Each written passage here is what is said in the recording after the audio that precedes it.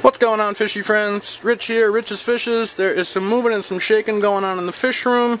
I have been busy at work, just getting things done down here to prepare for the future. I think I lost a little bit of footage, and/or for some reason YouTube is not allowing me to use certain videos in my video manager.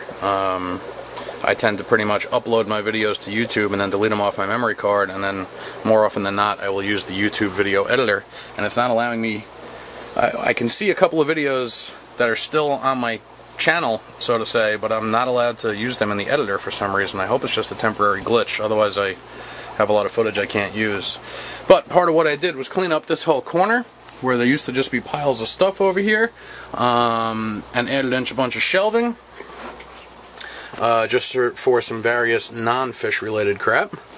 Very, very interesting, I know. Lots of shelves, lots of stuff. And I did move a lot of my hobby related equipment over here as well. There's some various sponges and stuff like that for filters. And over here I got lots of food and things like that.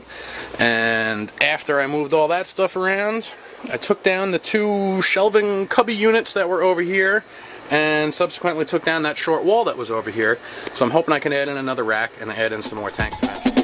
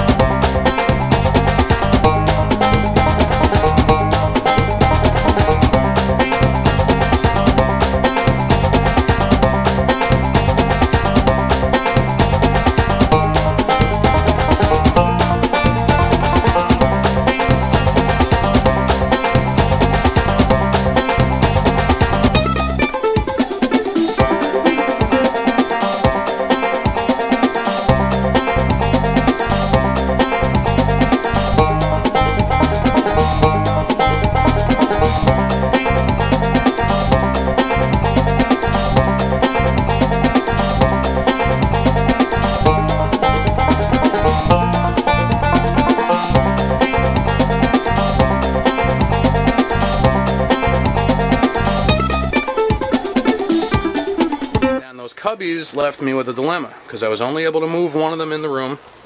I moved this one here to this spot, and now there's no room left in the room. No room left in the room? Yeah, that's confusing.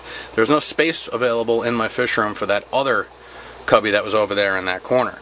That's where I stored most of my fish food and a lot of my equipment, which necessitated yet another shelf over here to store some of that stuff, and I just wasn't happy with the way everything worked. Let's see, up in here I got my various giant bags of flake food from Ken's Fish, so I was storing a bunch of them in there, and I just had over here, I had a big, pile of various fish food and stuff like that, similar to what I got going on down here with medicines and various chemicals and stuff like that are needed for the tanks. A little puddle on the floor. I wonder what that's about. It has been raining quite severely the past couple of days, and it looks like I got some water coming in the house. I'm gonna have to take a good look at that later on and see what's up. Worry about that later. So